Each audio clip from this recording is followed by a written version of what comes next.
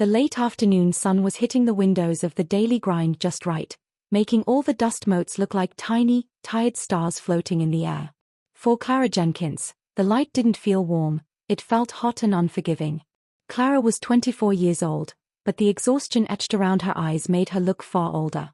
She was a black woman, and her skin, usually smooth and rich like dark chocolate, was currently stressed and dry from too many days spent on her feet. She wore her thick, natural hair pulled back tight into a sensible bun that still didn't manage to contain all the rebellious curls.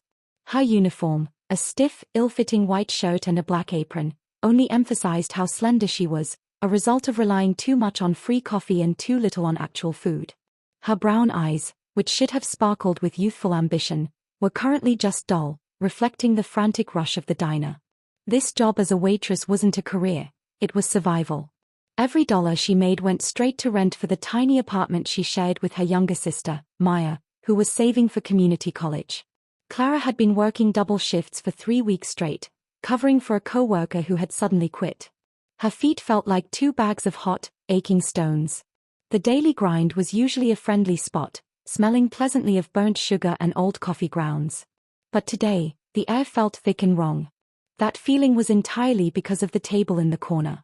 Seated at the small, slightly sticky booth were 3 men who looked like they'd just stepped out of a movie about trouble. 2 of them were huge, sitting stiffly like bodyguards, watching the room with eyes that didn't miss a thing. The man in the middle, the one Clara was supposed to be serving, was the worst. This was Damon Thorne. He was a tall, lean white man, maybe in his early 30s, dressed in an expensive, dark suit that looked perfectly tailored, even as he slumped casually in the booth. His hair was dark and slicked back, catching the harsh diner light. His face was sharp, almost aristocratic, with high cheekbones and a strong jawline. But it was his eyes that truly unsettled everyone. They were a startling, icy blue, and they didn't look at people, they looked through them. They held a kind of cold boredom that made you feel insignificant. Damon didn't belong here. He should have been in a private club downtown, not a place where the water glasses were cloudy and the ketchup bottle was half empty. Clara had already messed up his order twice. She was dizzy with fatigue, and her brain felt like cotton wool. First, she'd brought him a Pepsi when he'd asked for a specific brand of sparkling water she knew they didn't carry. Then, she'd spilled a bit of the hot coffee he had ordered when she placed the mug down too quickly. Damon didn't shout. He didn't even raise his voice. That was the truly terrifying part. "Miss Jenkins," he said, his voice a low, smooth rumble that somehow sounded louder than a yell. "I asked for black coffee. This has milk. And it's half empty. Are you perhaps having a problem understanding simple instruction? Or is this just the standard of service you offer to paying customers?" His tone was like chipped ice. The way he emphasized paying customers made Clara's cheeks burn. She gripped the small order pad in her hand so tightly her knuckles went white. I apologize, sir. I'm just a little rushed today. I'll get you a fresh cup right now. Black." "No, don't bother," Damon said. He leaned back, crossing one leg over the other, showing off a perfectly polished, expensive leather shoe. "Tell me this, Miss Jenkins. Your establishment is clearly suffering from a lack of decent help. Why should I tolerate such incompetence when I have places to be?" Clara took a slow, deep breath, trying to remind herself that Maya needed the money. She needed to keep this job. She needed to apologize again, smile, and move on. But the tiredness won. The sheer, crushing weight of 3 weeks of endless work, the worry about the rent, and this man's utter disregard for her humanity snapped something inside her. He wasn't just complaining about the coffee, he was humiliating her, and doing it so calmly that it felt cruel. "Sir," Clara said, and her voice trembled, but she didn't look away. "I am sorry about the coffee. But I am a person, and I'm having a bad day. I'm doing my best." Damon gave a slight, dismissive laugh, a soft sound of pure contempt. He picked up the coffee mug, tilted it, and let the remaining lukewarm liquid, the coffee she had just apologized for, spill deliberately onto the floor, right beside the table. It made a dark, sickening splash on the already worn linoleum. "When I hire staff, Miss Jenkins," he said, watching the dark liquid spread, "I expect perfection. Your bad day is not my concern. Clean that up, and then perhaps you can bring me something cold that you can't manage to burn." That was it. The final, deliberate act of disrespect. He hadn't just spilled the coffee, he had asked her to kneel and clean up his mess while talking down to her like she was dote. Clara didn't think. She didn't have time to process the consequences. All she felt was a blinding, hot surge of anger, the kind that only happens when you are completely depleted and pushed too far. Her hand moved on its own. It shot out and connected with the side of Damon Thorne's face with a sickening, audible smack. The sound was shockingly loud in the crowded but suddenly silent diner. The slap wasn't hard, not physically crushing, but it was delivered with the entire, stored-up fury of a broken spirit. It left a clear, angry red mark across Damon's pale cheekbone. Time seemed to stop. The clatter of silverware and the buzz of conversation died instantly. Every head in the daily grind turned. The counter worker, Mr. Petrov, a kind man with a thick Slavic accent who had been wiping down the counter, froze with his rag halfway across the formica. Damon Thorne didn't flinch. He didn't move an inch. He just sat there, his head turned slightly from the impact, the red mark glowing on his cheek. His icy blue eyes slowly, deliberately, turned to look up at Clara. For the first time since he walked into the diner, there was no boredom in them. There was something else, something terrifyingly alive and utterly lethal. Clara's heart hammered against her ribs. The anger had evaporated, replaced by a cold wave of horror that washed over her from head to toe. What had she done? She could only stare, her mouth dry, realizing she hadn't just slapped a rude customer, she had slapped a force of nature. The two massive men seated with Damon, one black, dark-skinned with a shaved head, and one white, with a thick beard, rose from the booth simultaneously. They didn't make a sound. They simply stood, blocking the light, their shadows falling over Clara. The atmosphere in the diner wasn't tense, it was completely frozen. It felt like standing on a sheet of thin ice over a deep, dark lake. You slapped him, the bearded man, whose name was probably something tough like rock, said, his voice a low, gravelly whisper that somehow traveled the length of the room. Clara couldn't speak. She just shook her head slightly, unable to look away from Damon's cold, unblinking gaze. Damon finally moved. He reached up, his fingers touching the reddened spot on his cheek very lightly, almost scientifically. He didn't look at his bodyguards. He kept his eyes locked on Clara, and a slow, humorless smile stretched across his face. It wasn't a smile of amusement, it was the kind of smile a predator makes just before the hunt. Well, Damon murmured. His voice was soft, dangerously gentle. That was unexpected. No one has ever raised a hand to me, Miss Jenkins. Certainly not in a place that serves burnt toast and watery coffee. He slowly reached into the inner pocket of his perfect dark suit jacket. Everyone watched, their breath held tight. It was a terrifying moment. Was he reaching for a weapon? No. He pulled out a crisp, folded white linen handkerchief. He dabbed the spot on his cheek and then smoothed the lapel of his jacket, straightening himself up as if preparing for a serious meeting. You have absolutely no idea who I am, do you? Damon asked. It wasn't really a question. Clara finally found her voice, a small, choked sound. I don't care who you are, sir. You had no right to disrespect me like that. I'm a human being. A human being who just assaulted Damon Thorne, the dark-skinned bodyguard corrected her, his voice devoid of emotion. The heir to the Thorne Syndicate. The name hit Clara like a physical blow. The Thorne Syndicate. Even in this small corner of the city, everyone knew the name. They were the silent rulers, the people who owned the contracts, the clubs, the high-end real estate, and the violence that stitched it all together. They were the reason politicians stayed quiet and police looked the other way. Damon Thorne wasn't just a rich kid having a bad day. He was the next boss of the city's most feared criminal enterprise. And Clara, a broke, tired waitress, had just slapped him. The horror escalated, becoming a dizzying, sickening panic. She wasn't worried about losing her job anymore. She was worried about losing her life. She was worried about Maya. Oh, God, Clara whispered, her eyes wide, tears finally starting to blur her vision. I didn't know. I'm so sorry. I didn't mean to. Damon stood up now. He was taller than she expected, imposing, and when he moved, the air of danger around him seemed to thicken. He walked slowly around the edge of the booth, stepping over the puddle of spilled coffee. He stopped right in front of her. He didn't scream. He didn't even look angry anymore.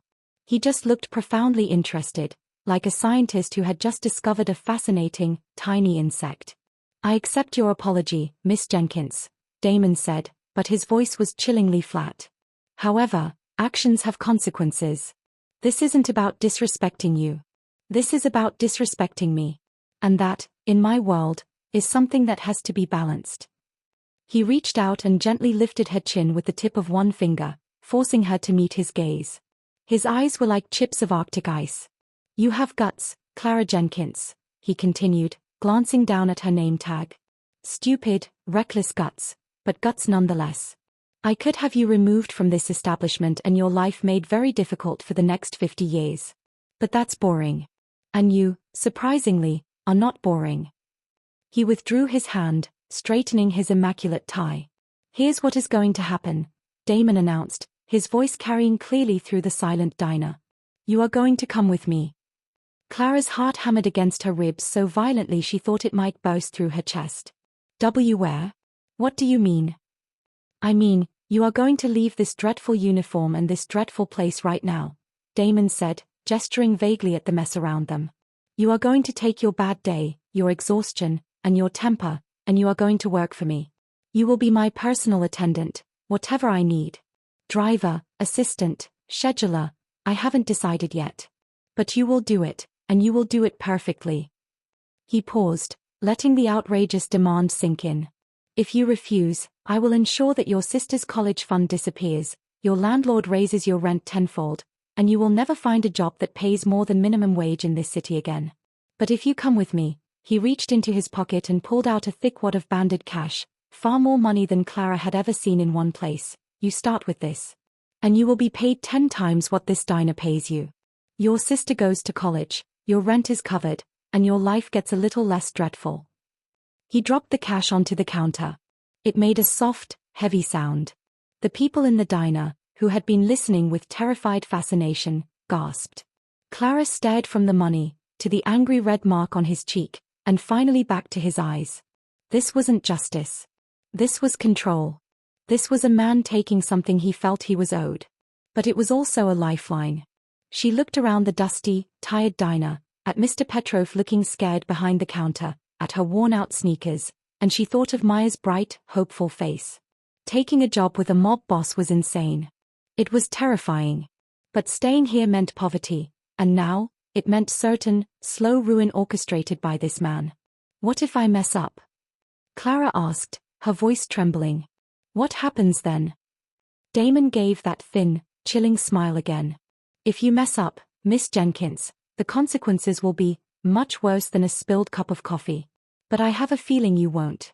You just needed the right motivation. He nodded to his bodyguards. Wait for her outside. She needs to change. He then looked back at Clara, holding her gaze. You have 5 minutes. Don't be late. He turned and walked out of the diner, his 2 imposing men following him like perfectly trained shadows. The silence they left behind was deafening. Clara sank back against the counter, her legs suddenly weak. She looked at the giant pile of cash, then at the lingering red mark on his cheek reflected in the window. The slap had started a war, not of fists, but of wills. She had bought her sister safety and security, but the price was her own freedom, trapped now in the terrifying world of Damon Thorne. This was the new reality. She picked up the money, her hand shaking. The journey from broke waitress to personal assistant to a Mafia heir had just begun, all because of a moment of pure, desperate exhaustion. The silence Damon Thorne left behind didn't feel like relief, it felt like a terrible weight. It was the kind of silence you find in the eye of a storm, knowing that the real destruction hasn't even started yet.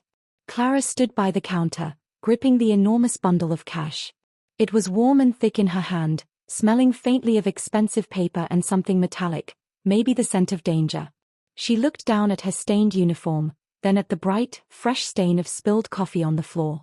It was a perfect picture of her old life, messy, exhausting, and poor. Mr. Petrov, the counter worker, shuffled nervously toward her. He was a small man with kind, worried eyes and a gray mustache that twitched when he was stressed. Clara, he whispered, his accent thick with fear. You hit him. The Thorne heir.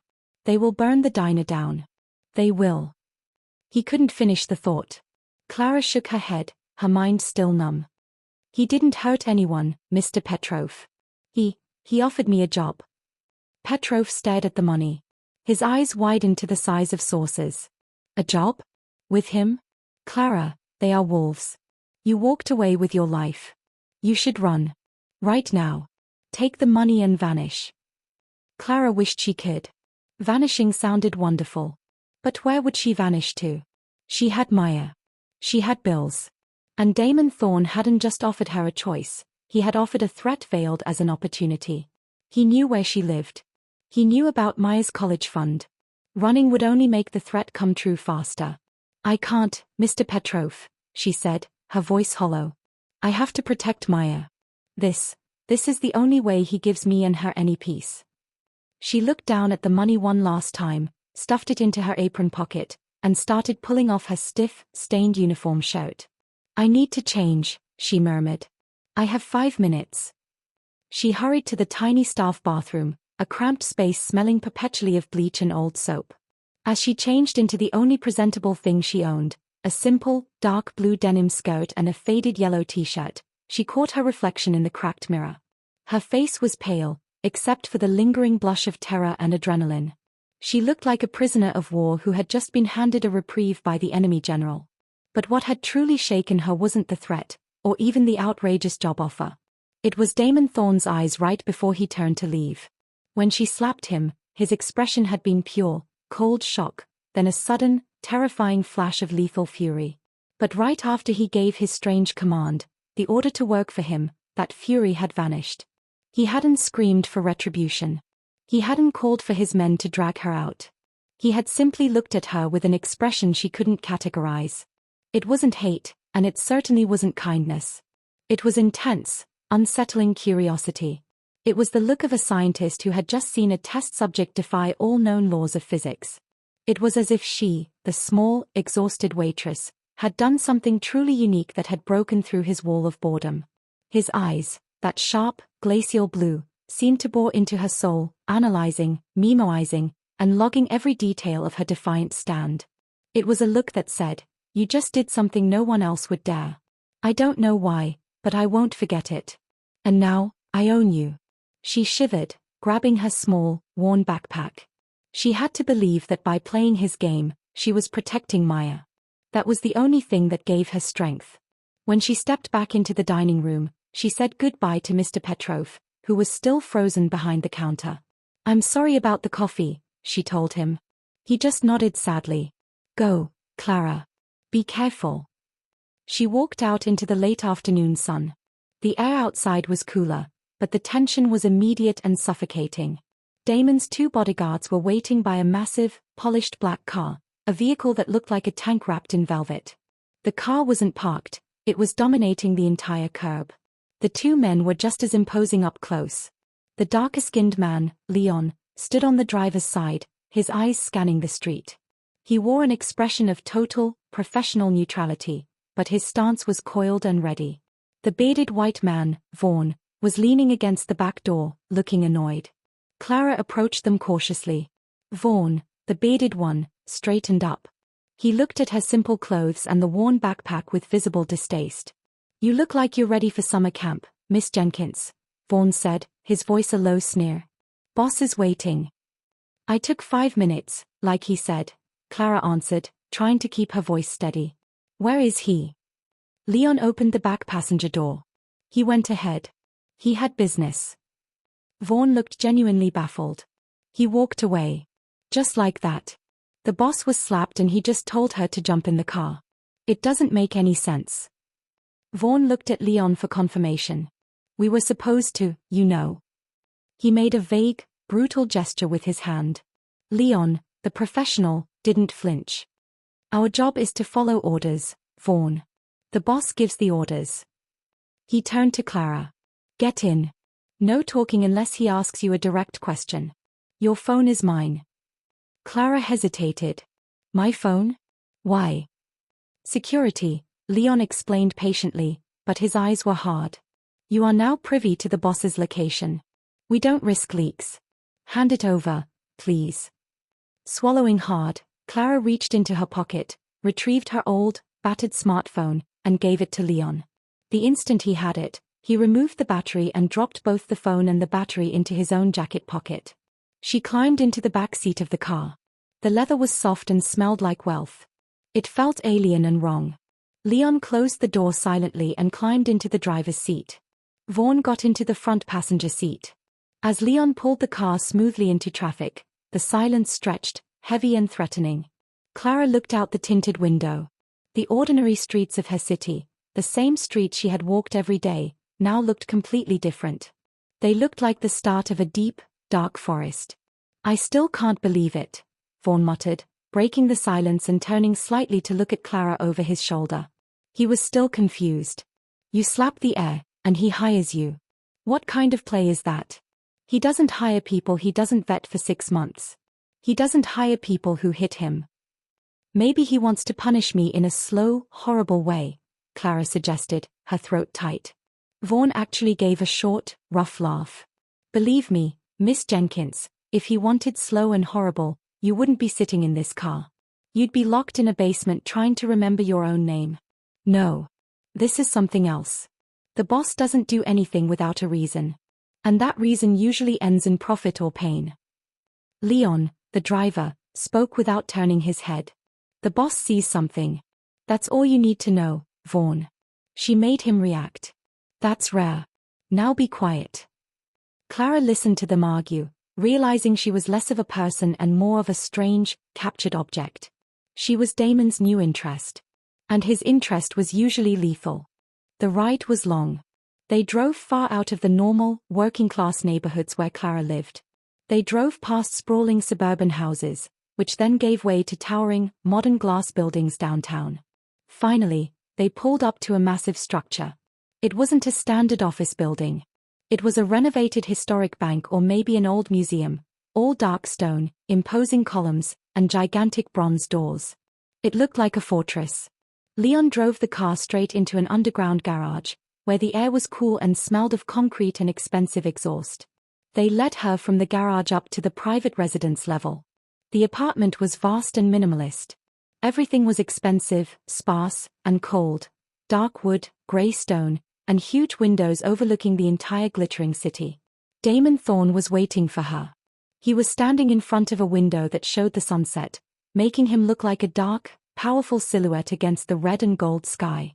He had changed his suit. He now wore a black silk shirt and dark trousers, looking less formal but somehow even more dangerous. He turned as they entered. He ran a careful eye over her. "Ah, Miss Jenkins.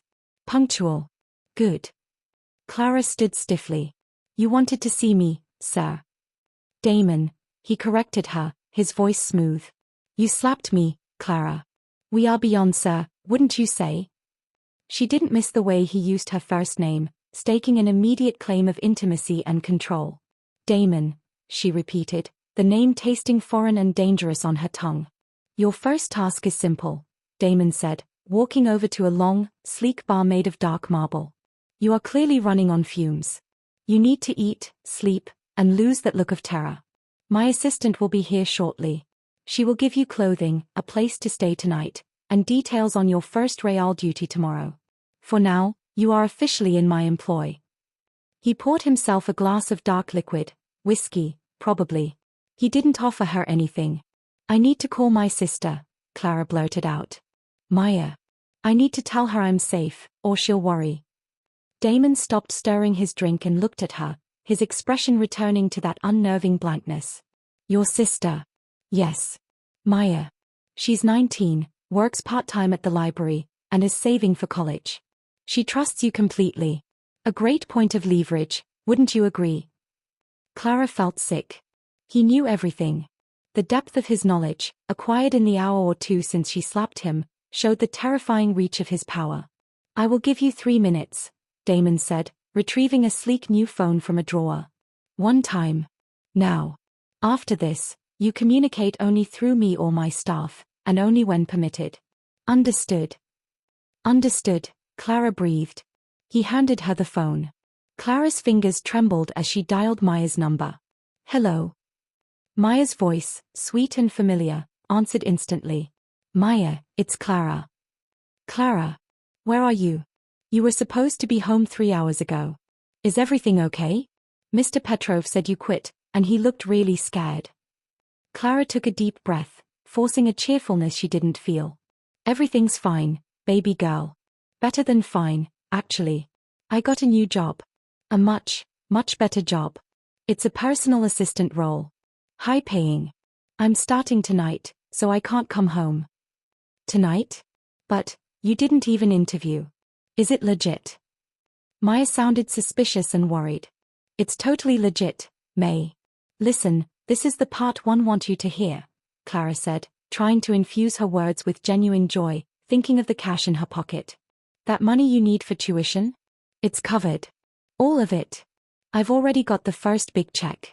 You're going to college. Don't worry about anything, okay? You just study. A moment of stunned silence on the other end. Then, a sharp, choked sob. Clara, are you serious? Really? Oh my God, I love you. Hearing Maya's happiness, the genuine, unburdened relief in her sister's voice, was like a sharp, painful shot of adrenaline. It made the terror she felt slightly more bearable. This, she told herself, was why she was here. I'm serious. I love you too, May. I have to go. I'll call you as soon as I can. Be good. Lock the door, okay? Okay. I will. Thank you, Clara. Thank you. Clara hung up and slowly handed the phone back to Damon. 3 minutes and 9 seconds, Damon observed, placing the phone back in the drawer. Try to be more concise next time. He looked at her then, and for a fleeting instant, that strange look returned. It wasn't the fury from the diner, but something almost like a flicker of recognition. As if he had seen the genuine love for her sister and logged it as a weakness, or maybe even a surprising strength. He walked past her toward the enormous window. I should have had my men retaliate, he mused, looking out at the city lights. I should have made an example of you. It would have reinforced discipline. But then, I would have been bored again. He turned back, and his voice dropped to a conspiratorial whisper. You broke the rules, Clara. You made a scene. You acted purely on emotion, without calculation. In my world, that is a death sentence. But for me, tonight, it was refreshing. I want to see what that fire can do when it's pointed in a new direction. Don't disappoint me. He paused, letting his gaze, the eyes that did not forget, sink into her. Welcome to your new life, he said. The old one is gone. Now go get some rest. With that, he walked away, disappearing down a long, dark hallway, leaving Clara alone in the vast, cold room with the weight of her new, dangerous, and completely insane life settled heavily on her shoulders. Clara woke up in a guest room that felt like a museum exhibit. It wasn't just big, it was silent. Too silent. After the constant noise of the city and the small squeaks of her old apartment, the total quiet of Damon Thorne's penthouse was unnerving. The room was furnished in shades of cream and silver. The mattress was so soft she felt like she was floating, and the sheets smelled like fresh lavender. She hadn't slept this well in years. But the moment she opened her eyes, the cold dread rushed back. She wasn't free, she was a luxurious prisoner. After taking a quick, hot shower in a bathroom the size of her old kitchen, she dressed in the clothes a nervous young woman named Ms. Hayes, Damon's official, pre-slap assistant, had brought her the night before. Ms. Hayes was a thin, nervous woman in her late 20s, dressed in impeccably tailored suits. She was polite but kept her distance, treating Clara like she might be carrying a highly contagious disease. The new clothes were a simple, stylish outfit, crisp black trousers and a soft grey turtleneck. They fit perfectly, which only showed Clara the efficiency of the Thorne machine. They didn't just buy you, they dressed you. Clara was led out of her room and into the main living area. The view of the city was breathtaking, a sweeping vista of steel and glass, but Clara couldn't enjoy it. She felt too exposed. She was told to wait in a small sitting area off the main dining room. That's where she first heard the whispers.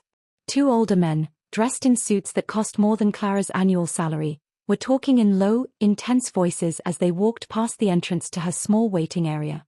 They were clearly senior members of the syndicate, maybe high-ranking capos or advisors. The first man, a heavyset fellow with a gold watch and a harsh Italian accent, spoke first. I am telling you, Marco, it's an insult. A waitress. From the daily grind, of all places. She strikes the air in the face, and he brings her here? He gives her a job. Marco, the second man, had a sharper, more measured voice. The air is calculating, Sal. He sees something. Maybe she's a decoy. Maybe she's a test. But a public slap? That can't be tolerated by the council. It makes us look weak. Sal hissed. The stories are already everywhere. The girl who slapped the boss. It's a bad joke. Julian must be furious. Julian. That name clearly belonged to someone important. Clara froze, listening hard. This was the first glimpse into the politics of the organization that now controlled her life. They weren't just criminals. They were a complex, worried family unit, terrified of showing weakness. The men moved on, their voices fading. Clara realized that Damon's decision wasn't just confusing to his bodyguards, it was shaking the foundation of the syndicate. By choosing not to retaliate immediately, he had created an even greater stir. He had traded a quick, brutal punishment for a drawn-out, internal political crisis. Just as the door closed behind the two men, another figure entered the room. This woman was the absolute opposite of Clara. She was wealth and controlled rage personified. This was Bianca Rossi. Bianca was a stunning woman in her early 40s, with thick, dark hair that fell in perfect, gleaming waves down her back. She was Italian-American, with olive skin and striking, high cheekbones. Her eyes were a dark, burning brown, and they were currently fixed on Clara with an intensity that made the waitress's blood run cold. She wore a dress made of heavy silk that looked like it was molded onto her body, and she was dripping in jewelry that flashed with quiet, unforgiving light. Bianca was Damon's cousin and his longtime fiancé. Their wedding, planned for the spring, was meant to officially merge two major pillars of the Thorn Syndicate. Bianca didn't walk, she glided.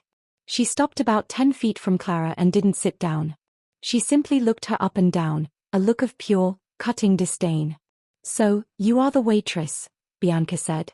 Her voice was low and smooth, like expensive velvet, but there was a sharp, diamond-hard edge underneath it. Clara stood up, feeling instantly exposed and cheap in her borrowed clothes. "Yes. I'm Clara Jenkins." "I know who you are," Bianca dismissed her with a flick of her hand. "The girl with the reckless hands and the ridiculous reputation. Damon tells me you are his new personal attendant." The way she said the title made it sound like a vulgar joke. "That's correct," Clara answered, keeping her voice steady despite the fear clutching at her stomach. "Let me be clear, Clara," Bianca said, stepping closer, her perfume filling the air, expensive, heady, and intimidating. "I am not like Damon. He may find your little display of temper amusing. He may see you as a novelty, a pet to entertain him until he gets bored." She leaned in, her eyes narrowing. "But I see you as a stain. A cheap distraction. And a profound insult to this family. Damon is marrying me. He needs stability, power, and respect. He does not need a defiant street rat confusing the men." Clara felt a flicker of her old fire rise up. She wasn't going to cower, not after everything. "I didn't ask to be here, Bianca. Your fiancé is the one who made the choice." Bianca laughed, a sharp, mirthless sound. "Oh, the defiance continues. How predictable. Listen to me, you fool. Damon's motives are always about control. He hasn't kept you here because he likes your spirit.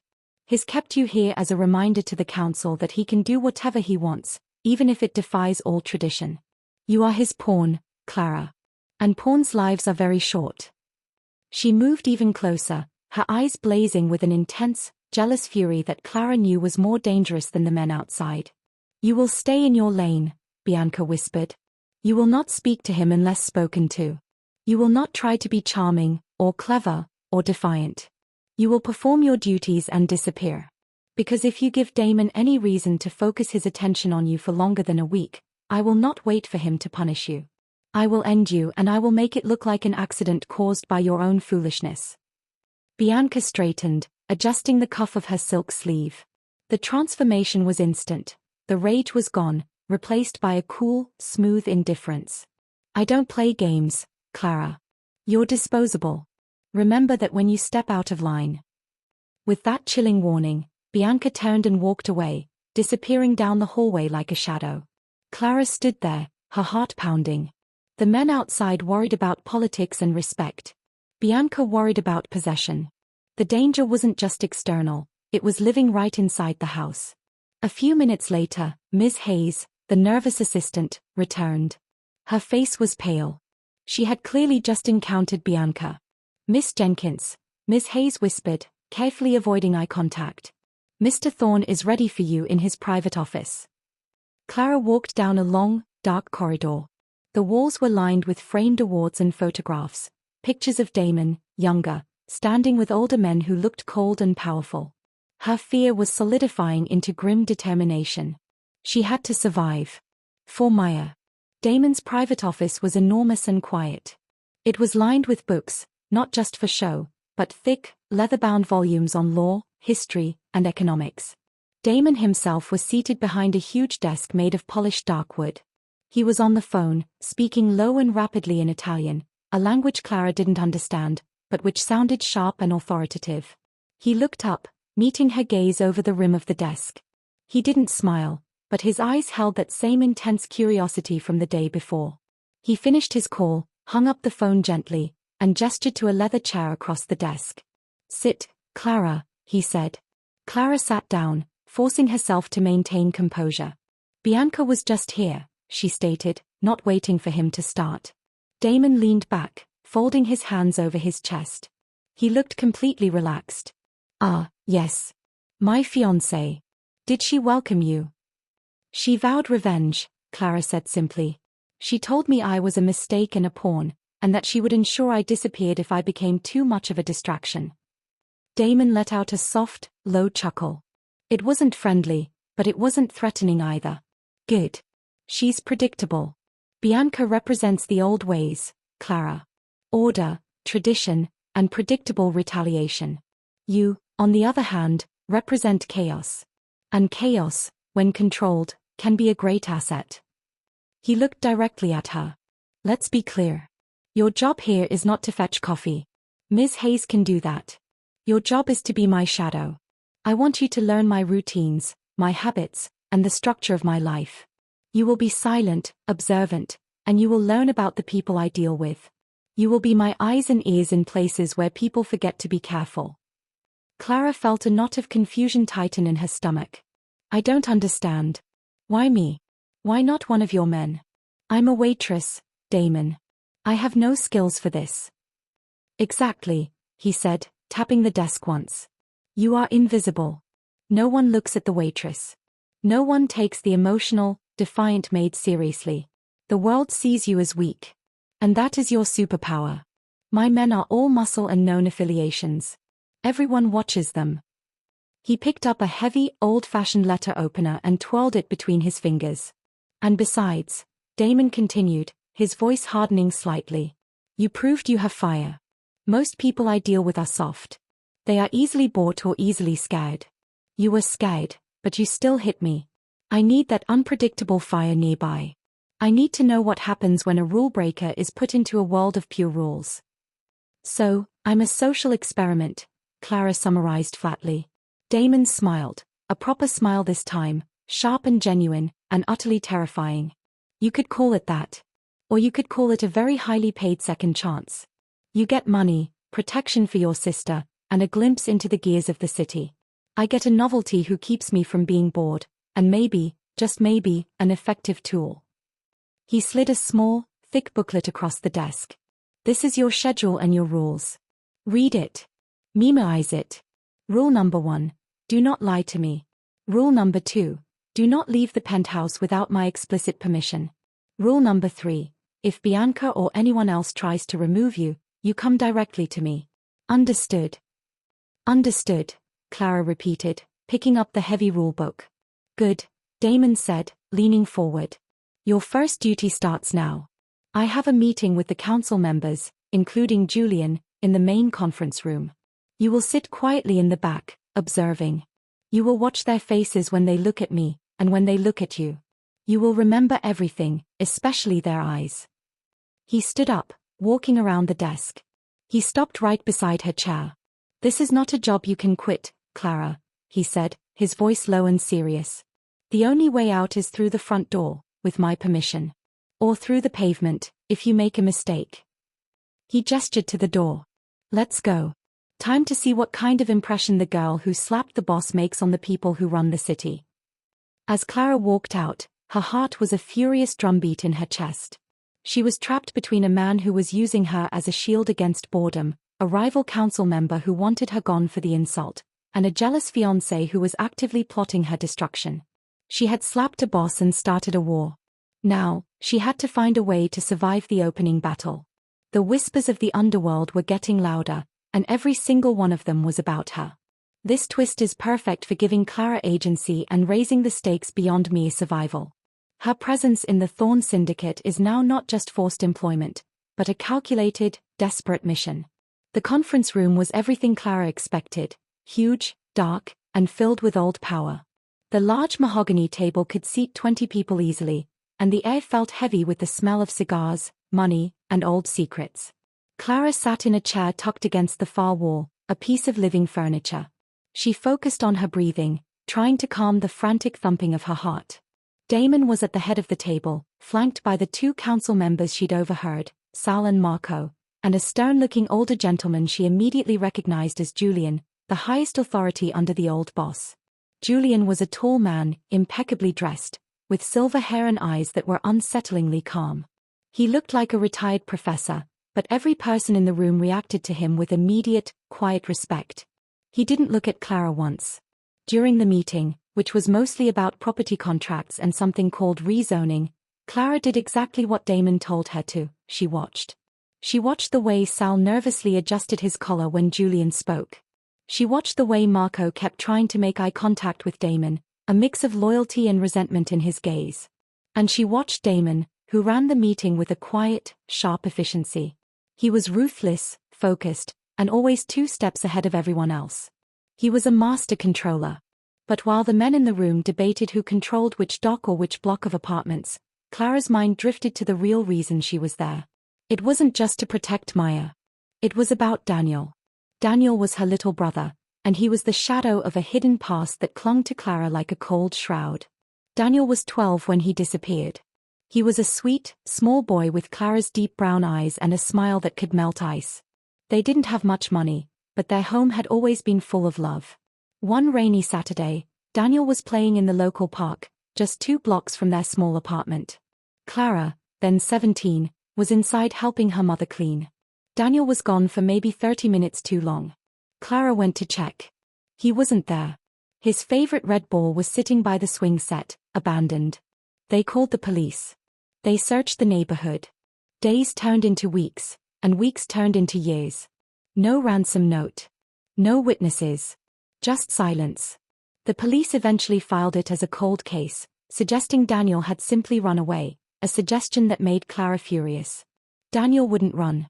He loved them too much. The disappearance broke their mother. She struggled with depression until she passed away a few years later, leaving Clara, barely 20, to raise Maya and carry the heavy burden of Daniel's ghost. As the years passed, Clara became convinced that Daniel hadn't run away, and he hadn't just vanished. She believed he had been taken. And she knew, deep in her gut, that whoever took a child without leaving a trace had to be powerful, organized, and connected. They had to be part of the dark infrastructure of the city. Clara knew the police wouldn't help. She knew people like her, poor, black, living in the forgotten parts of the city, didn't get the same attention. So, she started looking herself. She worked her terrible jobs, always listening, always asking subtle questions, reading old articles, and following long-dead rumors. All the whispers led to one kind of person, the kind who dealt in the shadows, the kind who felt they could take whatever they wanted. And in this city, all shadows eventually pointed back to the Thorn Syndicate. Clara had no proof, just a desperate, burning suspicion. She had been searching for years for a crack in their wall, a way to get close enough to find answers. She had considered everything from breaking into their lower offices to finding a sympathetic member of the organization. But nothing, absolutely nothing, could have prepared her for the way she actually got in, a slap across Damon Thorne's face. The irony was crushing. She had spent years trying to carefully construct a plan to get close, and then her exhaustion and temper had blown the door wide open. Now, she was inside the fortress. She was in the heart of the beast, forced to serve the man who might hold the key to her brother's fate. During a break in the meeting, as the men stretched and poured coffee, Damon walked over to her. He didn't speak loudly, he kept his voice low so only she could hear. "You're not watching the council members, Clara," Damon observed, his voice calm. "You're watching me. You are distracted. Tell me why."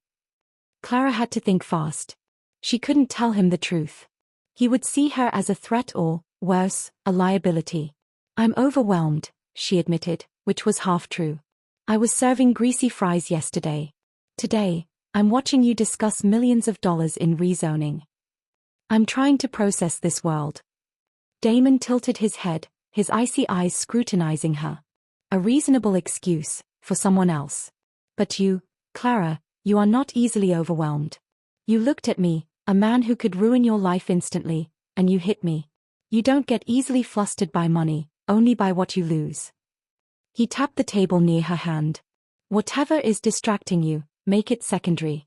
If your eyes are on something else, you miss the thing that will save your life. Or the thing that will save your sister." The mention of Maya snapped her focus back. Damon saw everything. He was a master manipulator, and she had to be better at hiding her true intentions. "You're right, Damon," Clara conceded, forcing herself to meet his gaze. "My attention is yours. I apologize." "Good," he said, turning away. "Now watch Julian. His quiet disapproval is more dangerous than Sal's screaming." As Damon walked back to the table, Clara focused on Julian. The old man was talking to Marco, but his eyes kept flicking toward Damon, a deep, silent judgment in their depths. Clara made a mental note. Julian views Damon as reckless and impulsive for keeping her. He is a primary threat. The meeting resumed, but now Clara was seeing everything with a new, sharper purpose. She wasn't just observing power, she was hunting for information. She was looking for a sign, a name, a contract, anything that might connect this organization to the disappearance of a child years ago. She watched the hands of the men, the coded gestures, the way they avoided specific topics. She realized that everything they did was hidden behind layers of corporate jargon and smooth authority. The real power was in what wasn't being said. Suddenly, Marco, the sharp-voiced council member, mentioned a name, the Northwood property. "We are still waiting on the paperwork from the original proprietor of the Northwood lot," Marco said to Damon. "That entire block is still tied up in some old family trust. The old boss tried to clean it up 10 years ago, but the documents went missing. Julian, you remember that headache?" Julian frowned slightly. The Northwood documents were lost by an incompetent staff member. They were vital for the full transfer. It was embarrassing. 10 years ago. The timing was almost exactly when Daniel went missing. Clara felt a jolt of ice water run through her veins. A staff member losing vital, incriminating documents? In this world, lost meant destroyed or stolen. And if documents were lost in that area at that time, maybe a child was lost too. Clara's mind raced. Northwood. She knew that area. It was an old, industrial block not far from the park where Daniel disappeared. She knew she couldn't ask a direct question. She had to find a way to get close to the files. The meeting ended after another hour of intense discussion. Damon stood up, dismissing the men with a sharp nod. As Julian, Marco, and Sal left the room, they all ignored Clara completely, cementing her status as a non-entity. She was nothing to them, just the defiant servant their heir found amusing. Damon returned to his desk, looking satisfied. "Observations, Clara." Clara took a deep breath. She had to weave the information about Northwood into her report naturally. "Julian is the biggest threat," she said, choosing her words carefully. "He doesn't like that you kept me. He views my presence as a sign of instability. Sal is a follower, he takes his lead from Julian and Marco. Marco is loyal, but confused by your choices." Damon nodded slowly, a slight smile touching his lips. "All accurate. Anything else?" "They are all afraid of you," Clara continued, watching his reaction. "They respect your power, but they are waiting for you to make a mistake." "And the topics?" Damon pressed. "What did you take away from the discussion of the properties?" "It was all about controlling cash flow through property acquisitions," Clara replied smoothly. "But I noticed a tension around the Northwood property. You mentioned an old family trust and documents that went missing 10 years ago. It seemed to frustrate Julian. Damon paused, raising an eyebrow. You paid attention to a decade-old administrative error? Most people wouldn't even register that detail. Details matter, Clara said simply, holding his gaze. A property tied up for 10 years means lost profits. That seems important, even if it's old. Damon looked at her for a long, quiet moment, that unsettling curiosity returning to his eyes. He wasn't bothered by her observation, he seemed impressed. Very well, Clara, he said, tapping a stylus on his desk. The Northwood files are old, but they are stored in the archives here. They are a mess. Your next duty is to go down to the archives with Miss Hayes tomorrow. You will organize those specific documents.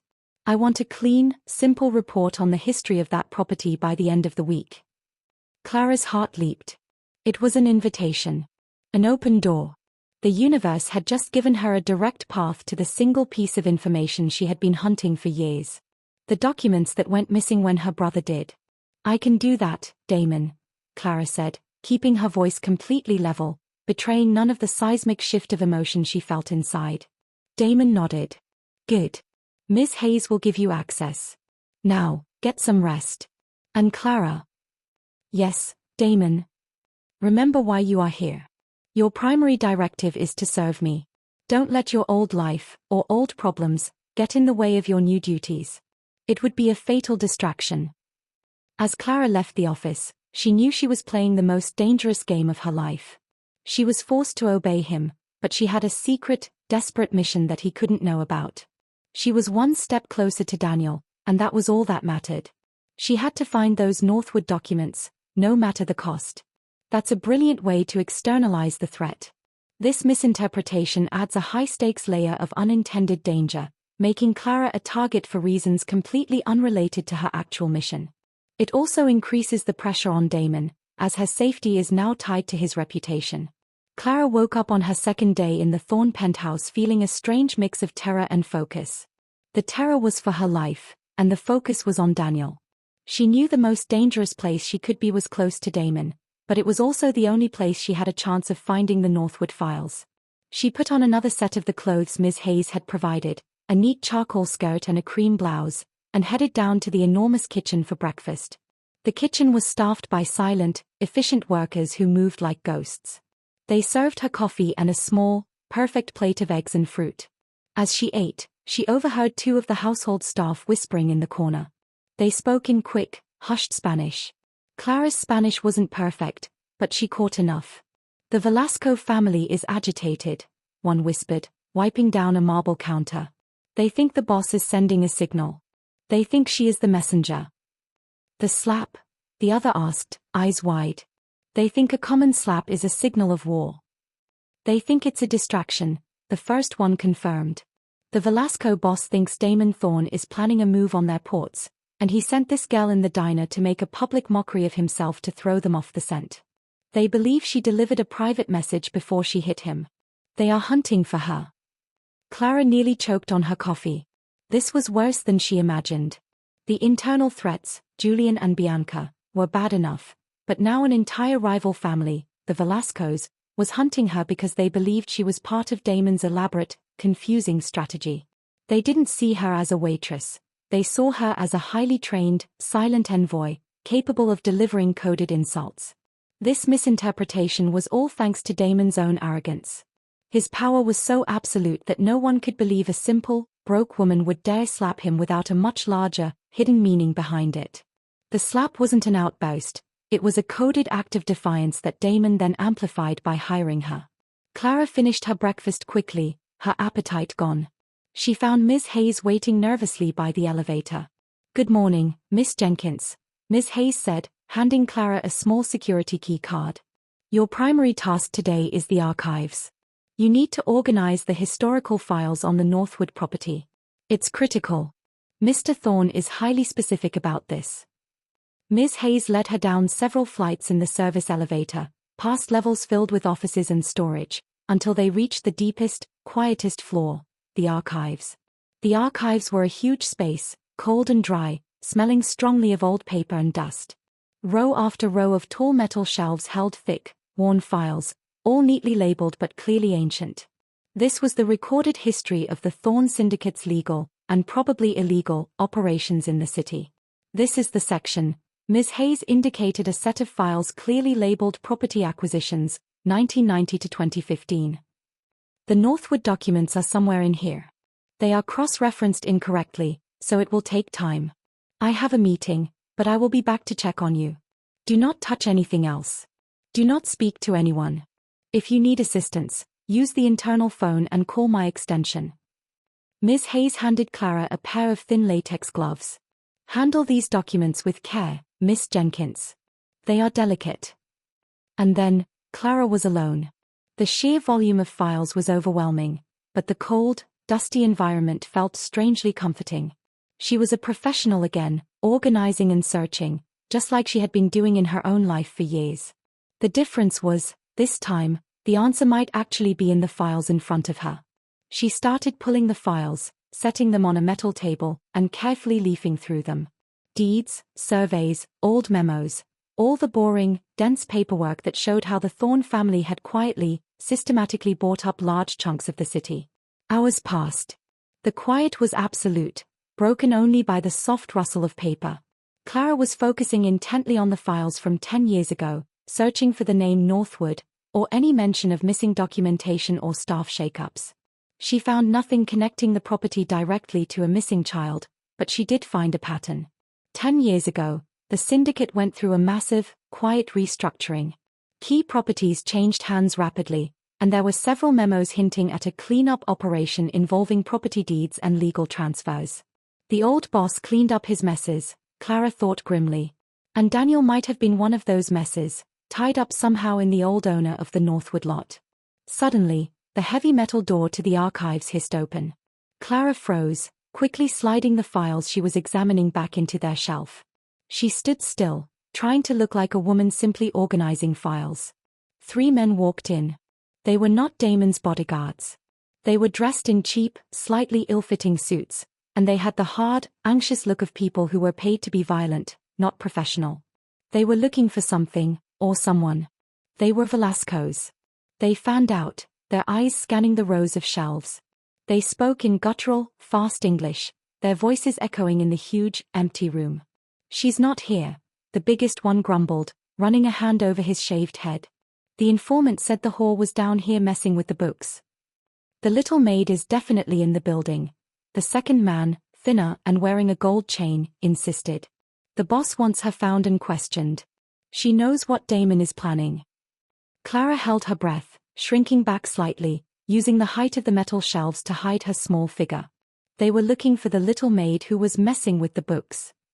She knew they couldn't possibly know what she looked like. She was the invisible waitress. But if they saw anyone out of place, she was dead. The big man suddenly spotted her. She was wearing a different blouse and skirt than she had in the diner, but the color of her skin and the slight apprehension in her posture were enough.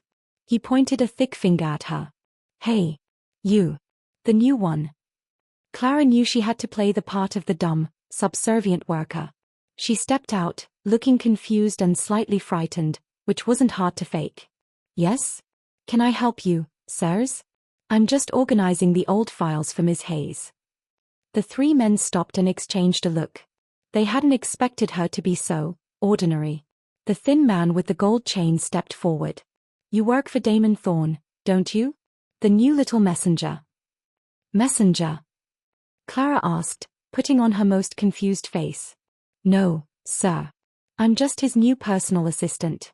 I was hired to organize his schedule and files. I was a waitress before this. I'm new." The big man sneered. A waitress who slapped him in the face in public. "That was a direct insult to us, little girl. A warning. Now, tell us what Damon is planning for the ports." "I don't know what you're talking about," Clara insisted, backing away slowly. "I don't know anything about ports or plans. I just got yelled at for mixing up his coffee order yesterday. That's why I'm here. I messed up." The thin man didn't believe her. He saw the new, expensive clothes, the key card clipped to her skirt, and the obvious proximity to the boss. "Stop lying. Damon doesn't hire incompetence. You are a spy. Tell us the message, or we make you wish you never walked into that greasy diner." He lunged at her. Clara didn't think, she reacted. Years of working in a busy, cramped diner had given her quick feet and good spatial awareness. She sidestepped the man's grab, spinning around the corner of the metal shelf. The thin man stumbled, hitting the metal shelves with a crash. A cascade of old files rained down on him. "She's running. Get her," the big man yelled. Clara bolted down the main aisle of the archives. She wasn't running toward the door, which was too far and probably locked to them. She was running toward the back corner where she knew the rarely used utility closet was located. The three men were heavier, but she was faster and knew the terrain better. As they chased her, Clara grabbed a handful of loose, dusty files off the shelves and flung them into the air behind her, creating a blinding paper blizzard. She reached the utility closet, fumbling quickly with the handle. It was unlocked. She slipped inside, pulling the door shut just as the three men skidded to a stop right in front of it. The closet was tiny and dark, smelling of bleach and mothballs. She pressed her back against the cool wall, trying to control her ragged breathing. "She's in here," the big man snarled, grabbing the door handle. Clara knew she couldn't outfight them. All she had was her wits. She looked around the tiny closet, her hands scrambling, and found a heavy, old-fashioned brass floor polisher stored in the corner. As the big man yanked the door open, Clara swung the floor polisher up high and brought the heavy brass base down hard against his exposed forearm. A sickening crunch echoed in the confined space, followed by a raw, bellowing scream of pain. The big man stumbled backward, clutching his arm, tears streaming from his eyes. The other two were stunned for only a second. That second was all Clara needed. She used the opening to burst out of the closet, not running away, but running toward the nearest internal phone on the wall near the shelving. She grabbed the receiver and punched the internal emergency number Ms. Hayes had pointed out earlier. "Security. Archives. 3 intruders. Velasco. They are armed." Clara yelled into the phone, her voice shaking but clear. She threw the receiver down. The name Velasco and armed being said in the highly secure penthouse was like throwing gasoline on a fire. The 2 remaining Velasco men looked terrified, not of Clara, but of the chaos she had created. They had been sent for a silent, quick abduction, not an armed confrontation in the heart of the Thorn Fortress. "We have to go," the thin man yelled at his injured friend. "They know it's us." Clara, weaponless now, stood her ground between them and the exit. She was breathing heavily, her heart ready to explode, but she looked defiant, just like she had in the diner. Before the men could decide whether to attack her or run, a siren blared through the archives, followed by the terrifying sound of heavy boots pounding down the stairs. The Velasco men panicked. They dragged their injured friend, abandoning their mission, and scrambled back toward the main archive door just as a squad of Damon's heavily armed, silent security guards burst in. The security detail didn't ask questions. They moved with frightening speed, tackling the Velasco men to the ground, pinning them down with efficient brutality. The head of security, a calm-looking man with cold eyes, walked over to Clara. He looked her up and down, taking in her disheveled hair and the terror in her eyes. "Miss Jenkins," he said, his voice clipped. "Are you injured?" And no, Clara managed, holding the counter for support. They thought I was a messenger. From Damon.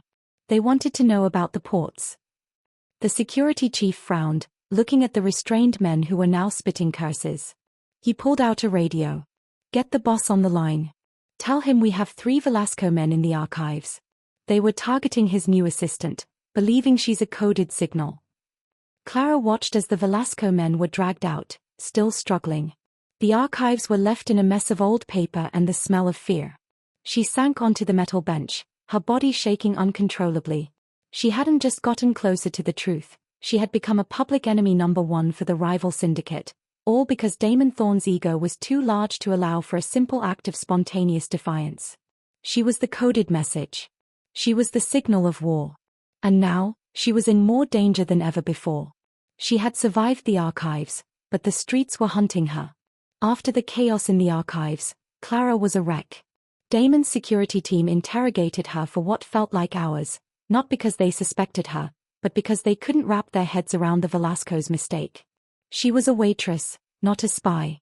But in the twisted logic of the underworld, her very ordinariness made her an anomaly, and anomalies were dangerous. Finally, Miss Hayes, looking even more flustered than usual, led Clara back to her guest room. "Mr. Thorne says you are to stay in your room until further notice," she instructed, her voice tight with worry. Displeased with the Velasco's interpretation. Clara locked her door, even though she knew it wouldn't stop anyone if they truly wanted in. She sank onto the luxurious bed, her body trembling from adrenaline. She had faced danger before in the diner, angry customers, petty thieves, but this was different. These men weren't after her tips, they were after information, and they were ready to hurt her to get it. She thought about Daniel and Maya.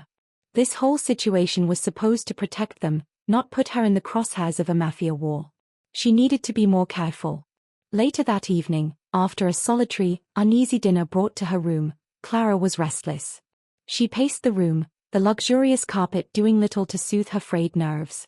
She looked out the window at the glittering city below. The lights seemed to mock her, reminding her of the freedom she no longer had. Around midnight, a soft ping came from her phone, the one Damon had given her for emergencies. She grabbed it, her heart leaping.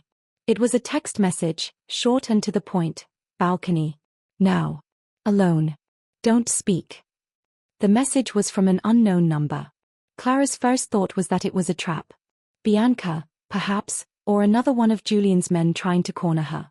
But the urgency and the directness of the command, the feeling it gave her, felt like Damon. Hesitantly, she walked to the sliding glass door that led to her small private balcony. She peered out into the cool night air. The city spread out like a shimmering blanket. There was no one there. Taking a deep breath, Clara slid the door open and stepped out. The breeze was cool against her face. She looked down at the street, then up at the dark sky. Nothing.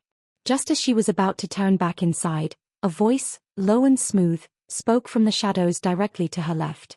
"Impressive. You actually follow instructions." Clara gasped, spinning around.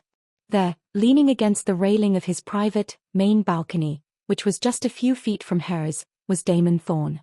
He was dressed in a dark, simple tracksuit, looking like a phantom in the low light. He had clearly stepped out from his side of the penthouse, using the connecting architecture between their private spaces. "Damon." Clara whispered, startled. "What are you doing here? I thought you were displeased." He didn't move from the shadows. His face was unreadable. "I am always displeased when my carefully constructed world is disturbed. Especially by an outsider." He stepped a little closer, and the moonlight caught his face. His eyes, those icy blue eyes, were sharp and intense. "The Velascos were looking for you today," Damon stated, his voice devoid of emotion.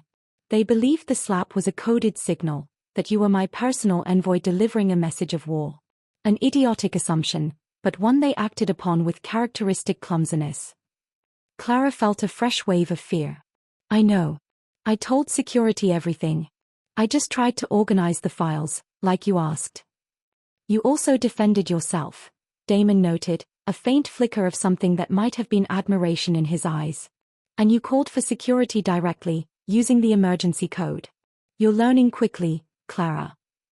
He paused. "But my security detail can only protect you inside these walls. The Velascos don't give up. They are humiliated now.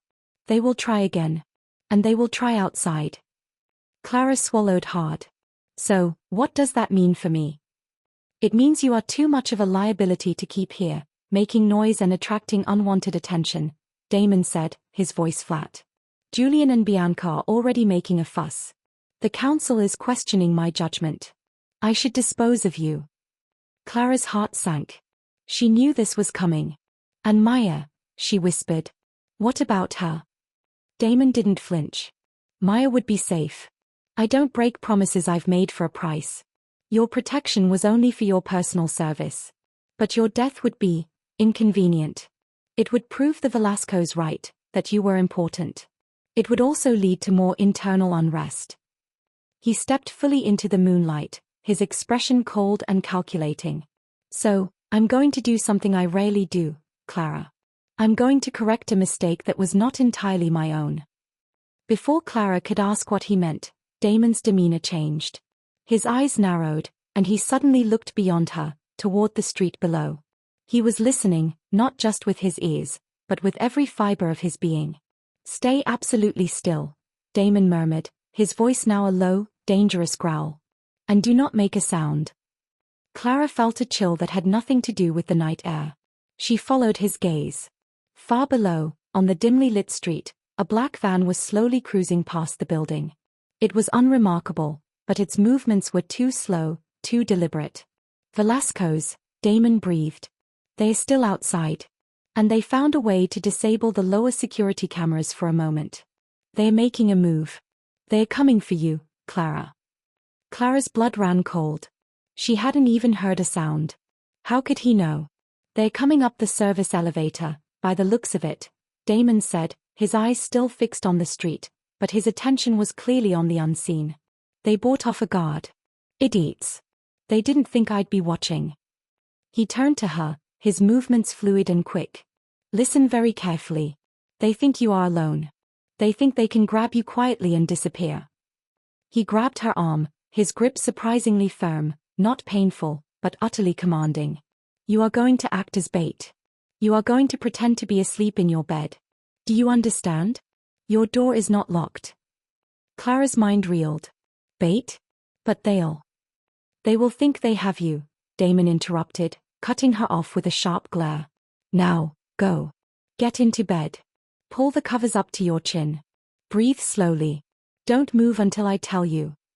Clara, terrified but completely reliant on him, obeyed without question. She scrambled back into her room, leaving the balcony door slightly ajar. She ripped off her clothes and plunged into the bed, pulling the silken sheets up to her chin, trying to mimic sleep. Her heart was thundering so loudly she was sure they could hear it through the walls. She squeezed her eyes shut, listening. She heard a faint, almost imperceptible click from her room door. It was being opened. Two shadows crept into her room. She could feel their presence, smell their cheap cologne and the sweat of their exertion.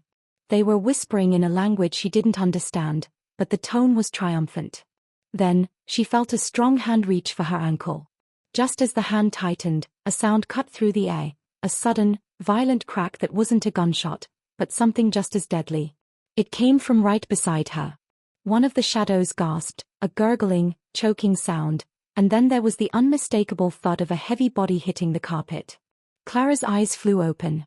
Standing over her, a dark, terrifying silhouette, was Damon Thorne. He was no longer leaning on his balcony railing. He was in her room, a dark, silent force. And in his hand, held like a toy, was one of the Velasco men, his body limp, his neck twisted at an impossible angle. Damon had come through the balcony. He dropped the body, which landed with a sickening thump. He didn't even look at it. His eyes were fixed on the other Velasco man, who was frozen in horror, staring at his dead partner and the silent, lethal boss. You really thought, Damon said, his voice a low, cold whisper that was more menacing than any shout, that you could just walk into my home and take what's mine? The remaining Velasco man, thin and trembling, tried to pull out a knife. But Damon was too fast. He moved like a shadow, a blur of dark energy. A swift, brutal strike to the man's head, and he crumpled to the floor, unconscious. Clara watched, wide-eyed, her breath caught in her throat. This wasn't the bored, elegant man from the diner. This was the true Damon Thorne, a terrifying, efficient killer, a creature of the night who moved with absolute, silent precision. He looked down at the unconscious man, then at the dead one. He frowned, a look of mild annoyance on his face. Clumsy. They always are. He then looked at Clara, who was still frozen in her bed, staring at him. He was her guardian devil, appearing out of the darkness, lethal and cold, but saving her nonetheless. Get dressed, Damon commanded, his voice returning to its normal, calm tone as if he hadn't just ended a life in her bedroom. We're leaving. Leaving? Clara whispered, pulling the sheets tighter around her. Where are we going? Somewhere safer, Damon replied, walking over to the balcony door and closing it quietly. Somewhere no one will think to look for my distraction. You're too noisy here. He turned back to her. And Clara? From now on, you don't just observe. You learn to survive. And you learn that when I tell you to do something, I usually have a very good reason. Now hurry. My security will be here in a moment to clean up this mess. As he spoke, he retrieved a small, dark pistol from his tracksuit pocket and tucked it back away. He hadn't even needed it. His hands were his weapons. Clara scrambled out of bed, her mind reeling. She had just seen the true, terrifying nature of Damon Thorne. He was a ruthless killer, but he had just saved her life. He was her captor, but he was also her protector. The line between good and evil, helper and tormentor, had blurred into an unsettling, dangerous gray. She quickly pulled on the clothes she had worn earlier, her fingers fumbling with the buttons. She felt a profound sense of shock, but also a strange, desperate gratitude. The guardian devil had kept his promise to protect her, not out of kindness, but out of a need to control his own chaos. And she knew, with chilling certainty, that her life was now inextricably linked to his. The drive out of the city was silent and fast. Clara sat in the back of the car, next to Damon, her mind still replaying the brutal, silent efficiency of his movements in her bedroom. She kept her eyes fixed on the streetlights flashing past, avoiding looking at the man beside her. Damon looked completely calm, as if midnight assassinations were a minor inconvenience. He had changed back into a fresh dark suit and was examining something on a tablet. "You're quiet," Damon noted, not looking up. "You just killed a man in my room," Clara replied, her voice shaky but steady. "And knocked another one unconscious. I'm trying to process that." "He was a Velasco," Damon said dismissively. "He made a mistake and he paid for it. He broke Rule 0, never enter the boss's private residence without permission." "But I was the target," Clara protested. "They came because they thought I was your messenger." Damon finally looked at her, closing his tablet. "Their mistake, but your problem. However, I corrected the error. You are safe. That is what matters now. They know I was involved, which means they will be more cautious, but also angrier.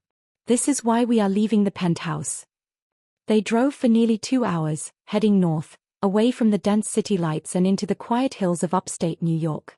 The car eventually pulled up to a large, discreet property hidden behind tall, electric gates. It was a beautiful stone house, surrounded by woods, isolated and secure. "This is a safe house," Damon explained as the car paused for security checks. "No one outside the immediate circle knows it exists. You will stay here. You will continue to manage my documents and schedules remotely. The work remains the same, but the location is secure."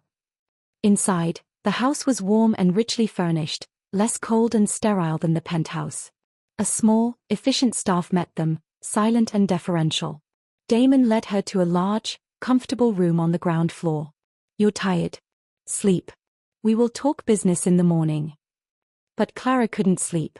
The adrenaline was still pumping, and her mind was consumed not just by the fear of the Velascos, but by the overwhelming, immediate problems of her old life.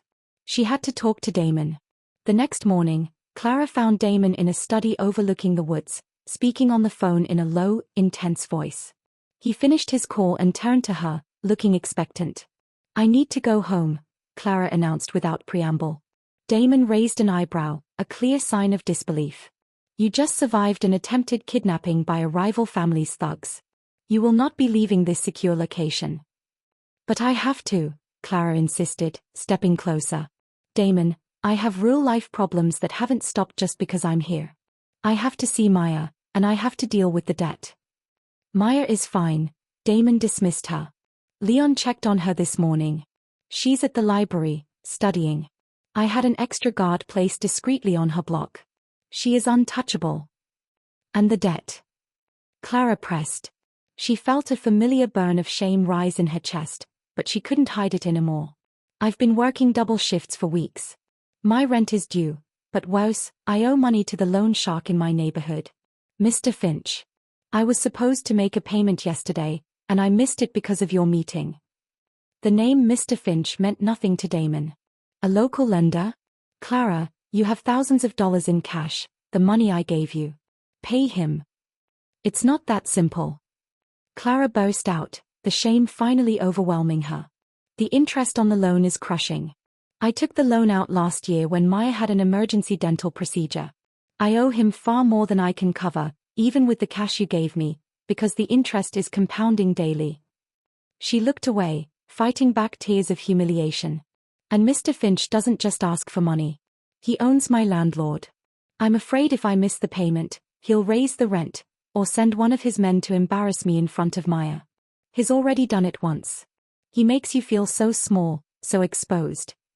Clara finally looked back at Damon, her eyes burning with despair and anger.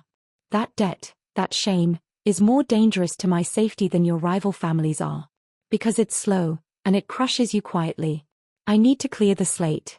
I need to buy out the loan completely. Damon listened silently, his expression unreadable. He wasn't bored, he was analyzing. He was looking at her pain as if it were data. Mr. Finch, Damon repeated, the name sounding foreign and insignificant on his tongue. A small-time predator. He walked over to a glass cabinet and poured himself a glass of sparkling water. Your original agreement with me was protection in exchange for service. You have already complicated my life. Now you want me to fund your personal life and clear your debt. I can work it off, Clara pleaded. I will work for you for years. Just make it go away. Make Mr. Finch and the shame disappear. Please.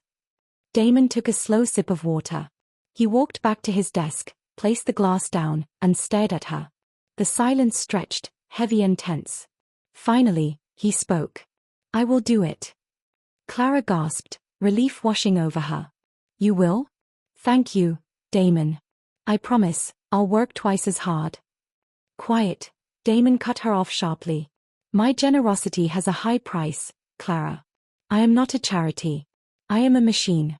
Everything must serve a purpose.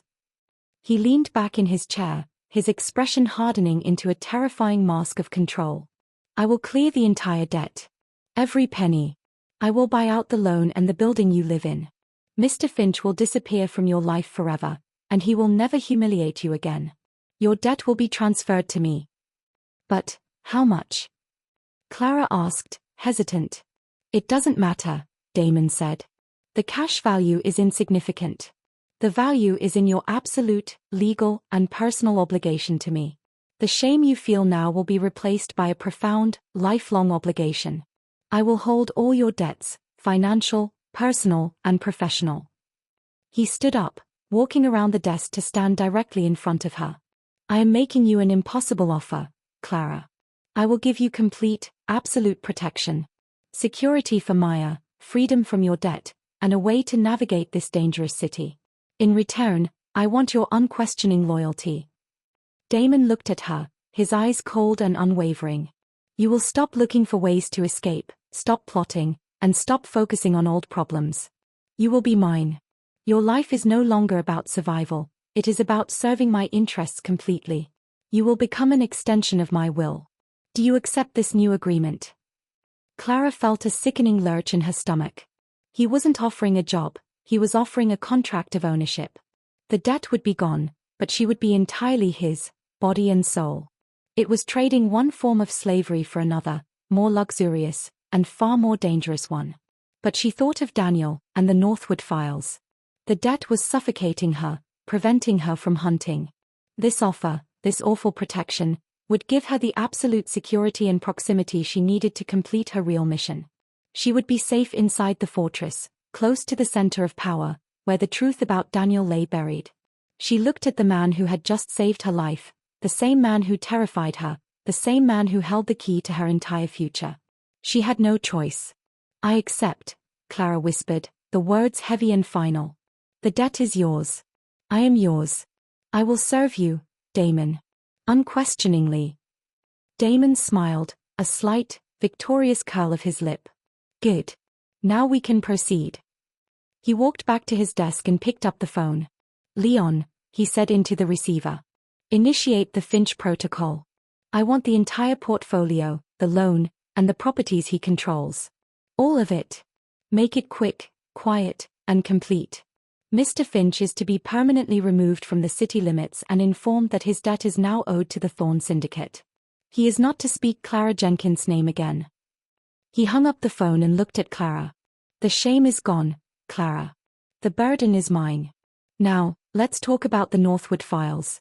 That property is tied to a bigger acquisition I'm planning. I need your full, undivided attention on finding those missing documents.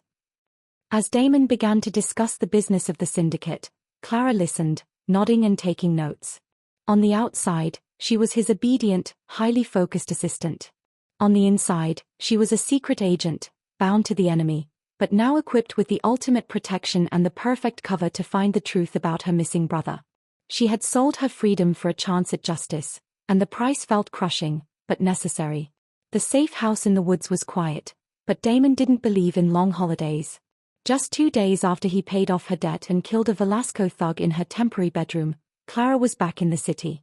But she wasn't going back to the cold penthouse where her attempted murder had just taken place. She was going somewhere far more intimidating, the Thorne family estate. This wasn't an apartment building or an office. It was a sprawling, classical stone mansion on the outskirts of the city, hidden behind high, ivy-covered walls. It was the historical heart of the syndicate, the real seat of power.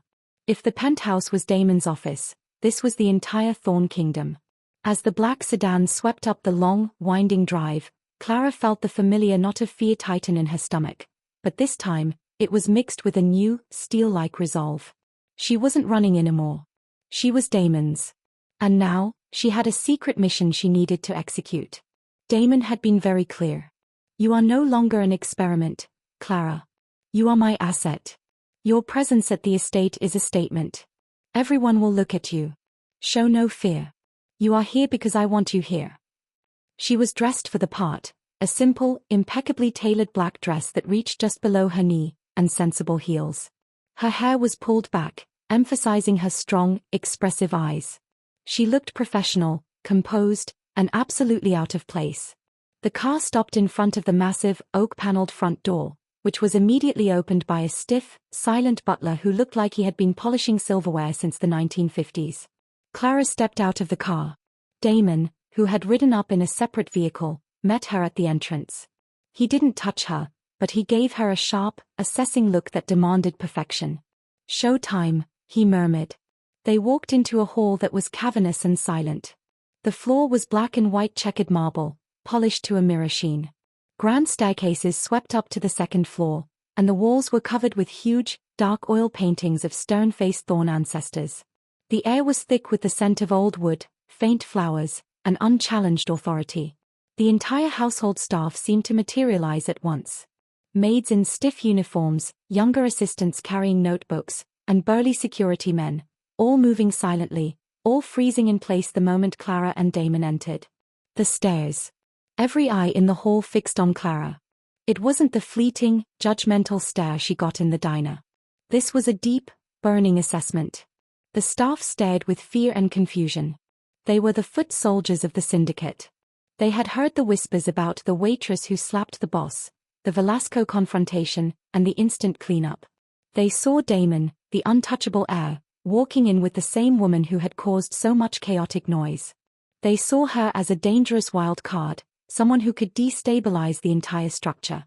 They knew she was the woman Damon had chosen to break all the rules for. But the most dangerous looks came from the inner circle, who had gathered in the main lounge, a room as big as an airplane hangar, decorated with heavy velvet and gold trim. Julian, the advisor. Julian, the senior council member, was standing by a fireplace, nursing a drink. When he saw Clara, his face didn't move, but his eyes narrowed to thin, cold slits. His reaction was pure hate and contempt. Clara knew what he was thinking. This cheap distraction is still here. Julian represented the old guard, the belief that order, discretion, and tradition were the keys to power. Clara was the opposite, loud, public chaos. Her continued presence was a direct affront to Julian's control and judgment.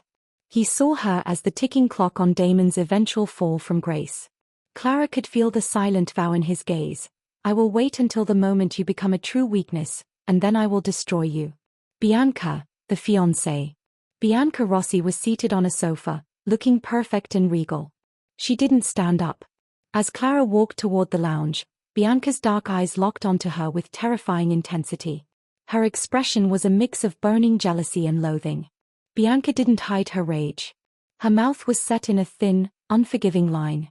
For her, Clara wasn't just a political problem, she was a personal invasion. Damon had not only kept the slapper, but he had also brought her into the family's sacred home. It was a massive insult to Bianca's status as his bride-to-be. Clara remembered Bianca's quiet threat, "I will end you." That threat felt very real now, hanging in the opulent, dangerous air of the mansion. Damon, sensing the immediate, toxic atmosphere, paused just inside the lounge, keeping Clara slightly behind his shoulder. "Julian," Damon said, his voice calm and steady. "Bianca. I trust you are well. This is Clara. She will be managing all my personal documents and scheduling from the estate going forward." Julian nodded once, stiffly. A highly unusual choice, Damon. Given her history. "My choices are my own, Julian," Damon replied smoothly, meeting the older man's gaze with unnerving confidence. "Clara is highly effective and completely loyal. Which is more than I can say for some of the guards the Velascos managed to buy." That last jab, a clear reference to the archive attack, was a sharp reminder to Julian and the council. "I control the security, and you are all vulnerable." Julian's jaw tightened, but he said nothing more. Bianca rose from the couch. She glided toward Clara, stopping inches away. She wore a forced, chilling smile. "Welcome, Clara," Bianca said, her voice dripping with false sincerity. "The estate is quite large. Don't worry, you'll learn the routines. Just try not to break anything. Some of our statues are priceless." "I'll be careful, Bianca," Clara replied, keeping her own voice level and respectful. She wasn't backing down, but she wasn't issuing a challenge either. She was simply stating her presence. Bianca's eyes flashed with fury that she quickly suppressed. She knew any confrontation now would only amuse Damon and raise Clara's profile. She turned and walked away, her silk dress rustling like dry leaves. Leon and Vaughn, the bodyguards. Clara spotted the two bodyguards standing near the archway, Leon, the professional driver and dark-skinned bodyguard, and Vaughn, the bearded, grumpy one. Leon looked at Clara with grudging respect. He had seen her quick thinking and the results of her presence, Damon's sudden involvement, the elimination of the Velasco thugs. Leon was a professional, and he respected efficacy. He saw her now as a necessary complication, a piece on the board. Vaughn, however, looked at her with pure disgust. He hated the disruption she represented, the way she had broken the hierarchy. He was an old-school syndicate man, and he hated that his boss was risking everything for a waitress with a temper. Damon turned to Clara.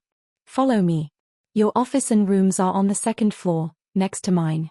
You have a lot of work to catch up on, starting with the Northwood files."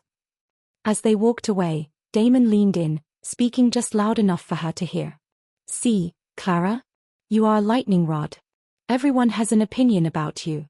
Use it. Let them underestimate you. Let them hate you." He paused as they ascended the grand staircase, stepping over a section of the marble where the thorn crest was embedded. "And remember this," Damon continued, his voice dropping slightly. "Your access is higher than anyone here, including Julian and Bianca. Use that access to find any detail you need for the Northwood documents, or anything else that looks like a potential threat. You have my full authority." Clara finally felt a sharp sense of purpose. This wasn't just survival, it was her chance. She was physically safe, financially secure, and had unlimited access to the syndicate's most secret records, the only place she might find a clue about Daniel. They reached a secluded hallway. Damon opened a solid, dark wood door. "This is your office." The room was smaller than the lounge but perfectly appointed, a desk, a huge monitor, and shelves filled with empty files waiting for organization. Crucially, there was a secure phone line and a safe for sensitive documents. "Your work begins here," Damon said. "The Northwood files are waiting for you in the safe. I want the cleanup plan by tomorrow. Focus, Clara." Damon left, and Clara was finally alone in the heart of the beast. She walked straight to the large safe tucked behind a bookcase. Damon had given her the code. Her fingers were still a little shaky as she entered the combination. The heavy door swung open, revealing stacks of files bound with brittle, yellowed ribbon. She pulled out the files labeled Northwood Property. The documents were thick and complex, full of old deeds and legal terms. But nestled inside one of the folders, she found something that wasn't a property deed. It was an old, faded employee badge from 10 years ago. The badge belonged to a cleaning lady who worked in the syndicate's downtown offices, near the Northwood lot. The badge was issued in the same year Daniel disappeared. Clara ran her thumb over the laminated photo of the woman on the ID. She wasn't an accountant or a lawyer, She was a low-level worker who would have been in the building late, seeing and hearing things. A cleaning lady losing vital documents, she remembered Marco saying. Clara felt a frantic surge of hope and fear. This was it. A tiny thread, 10 years old, leading from the missing property documents right into the heart of the crime. She wasn't looking for a document, she was looking for a name. She was looking for a person who knew what happened in that office right around the time Daniel vanished. She carefully put the badge away, hiding it deep in her new briefcase. She knew she couldn't ask Damon about an old employee. Not yet. She had to find out what happened to this woman first. Clara sat down at her desk, facing the enormous task ahead. She was trapped in the lion's den, surrounded by people who feared or hated her, with the fiercest lion of all, Damon Thorne, just down the hall. But she had the files, the access, and a secret that was more important than her life. The hunt for Daniel had just begun. Clara quickly fell into the demanding, strange rhythm of the Thorne estate. Her days were spent poring over old, dusty files in her small office, organizing Damon's complex, ruthless schedule, and always watching. She was the quiet shadow, listening to the muffled calls and observing the parade of dangerous, wealthy people who came to meet with Damon. The immediate priority was the Northwood cleanup plan, but Clara was always searching for that old, faded employee badge, the cleaning lady's ID. She knew the woman's name was Elena and that she had worked in the Thorne building 10 years ago. That name was the single key to Daniel's past, and she had to find out what happened to her without ever letting Damon know her true interest. The tension in the mansion was thick enough to cut with a knife, and most of it centered on Clara. Julian treated her like she was invisible, which was a subtle, constant threat. The rest of the staff moved around her with fearful caution, unsure if she was the boss's favorite or his next victim. The most dangerous person, however, remained Bianca Rossi. Bianca didn't shout or make threats in public anymore. She used subtle cruelty. She would leave passive-aggressive notes on Clara's desk about the temperature of the coffee, or she would make sure Clara was served last during staff meals, often deliberately giving her wrong information about Damon's schedule. But that wasn't enough to satisfy Bianca's burning jealousy. She needed a public demonstration of her superior rank. The trap was set during a large Sunday brunch hosted by Damon for several important syndicate associates, high-ranking men who needed to be reassured that the Thorne heir was still in control and not distracted by frivolous matters. The whole family, including Julian, was present. Clara was technically working, standing discreetly near the entrance of the sun-filled dining room, holding Damon's schedule. She was doing her best to fade into the background, focusing on the conversation and taking mental notes, trying to learn who was loyal and who was secretly aligned with Julian. Bianca looked spectacular, dressed in a sharp white suit, hosting the table with the smooth, practiced charm of a woman born to power. The opportunity arose when Damon stepped away from the table to take an urgent call in the hall, leaving Julian and Bianca in charge of the small group of associates. Bianca looked up and spotted Clara. A wicked, satisfied look crossed her face. "Clara," Bianca called out, her voice loud and carrying, drawing the attention of everyone in the room. Clara moved toward the table immediately. "Yes, Bianca." Clara's hand flew to her mouth. Elena hadn't lost documents, she had tried to steal them. And her firing coincided exactly with the time Daniel disappeared. Clara felt a dizzying surge of certainty. Elena had found something in the old Northwood documents, something that led her to attempt a theft. And Daniel's kidnapping wasn't random, it was a devastating consequence of whatever Elena had found. She needed to find Elena, or what happened to her. She looked at the firing date, then scrolled through the records, finding a small, final payment slip. The address listed was old, but it was a starting point. Clara knew her time was limited. She had publicly survived Bianca's trap, and Damon had given her ultimate cover. Now she had to use that power, that political shield, to find the true story buried in the Northwood mess, the story of Daniel. This is a brilliant heightening of the internal and external threats, pushing Clara into a corner. She now faces political suspicion directly tied to her increasing access, further complicating her hidden mission. The tension inside the Thorne estate, already thick with jealousy, became instantly electric and dangerous. Just 2 days after Damon publicly defended Clara against Bianca's humiliation, a major problem arose: a leak. Critical information about the syndicate's planned acquisition of a key dockyard property, a major, multi-million-dollar deal, was leaked to the rival Salerno crime family. The Salernos immediately moved to sabotage the deal, costing Damon a fortune and, more importantly, a huge chunk of his rising reputation on the council. A leak of this magnitude was an immediate crisis. It meant someone inside the fortress was working against Damon. Suspicion immediately, violently, fell on Clara. She was the newest person in the estate.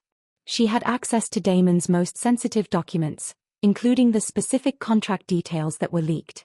She had no history with the syndicate, and she had an established, public history of disrespecting the heir. Julian Thorne, the old guard advisor, wasted no time. He was furious that Damon had humiliated him and Bianca at the brunch, and this leak was the perfect weapon to strike back. That very evening, Damon called an emergency meeting with Julian, Marco, and Bianca in the main office. Clara, as his assistant, was required to be present, taking notes and recording the meeting, her first time witnessing a true syndicate crisis. The air in the room was thick with barely contained rage. Julian stood opposite Damon's desk, his face red with anger, not even trying to hide his accusation. "It is obvious, Damon," Julian spat, pointing a sharp finger across the room, though his gaze was fixed on Clara. "This woman is the problem. She is an unknown entity, a public embarrassment, and now a proven security risk. She is the only new person who has seen the specific dockyard files." Damon remained calm behind his desk, leaning back, the picture of measured control. "Clara had those files for 1 hour, Julian. They were in a secure safe before and after. And she has nothing to gain from sabotaging a deal that pays her wages. She has everything to gain." Julian countered, his voice rising. "She has freedom. She is clearly working for the Salernos, or maybe even the Velascos, seeking revenge for her public humiliation. You saved her life, and she repays you with treason." Bianca, seated elegantly but rigidly beside Julian, chimed in, her voice smooth and venomous. "It is either treason, Damon, or it is gross incompetence on her part. Either way, she has compromised this family's operations. The syndicate cannot tolerate either. You must remove her. You must show strength." The pressure on Damon was immense. Julian was using the leak to challenge Damon's leadership and his choice to protect Clara. It was a power play, get rid of the waitress or lose the respect of the council. Clara kept her head down, writing notes, but her mind was racing. She knew she wasn't the mole. She had been completely focused on the Northwood files and finding Elena. But she also knew she looked guilty. She was the perfect scapegoat. "I am insulted by the assumption of my incompetence," Clara finally spoke up, her voice quiet but firm. She looked directly at Julian. "I organized those files immediately. I was never alone with them, save for the time I was in my locked office. If the leak came from the files I handled, then someone in this very room, someone who knew what I had, must have accessed them." The accusation hung heavy in the air. Julian stared at her, astonished by her audacity. "Are you accusing me, girl?" Julian demanded. "I am stating the security facts, sir," Clara replied, holding his furious gaze. "I am the new entry. But the files were secured in the vault before they came to me, and they returned to the vault immediately after. The lock code is known by 5 people in this house: Damon, Julian, Marco, Bianca, and the head of security. The leak could have come from anyone with historical access." Damon gave a slight, almost imperceptible nod. He hadn't expected her to throw the suspicion back so quickly. She had just bought herself time.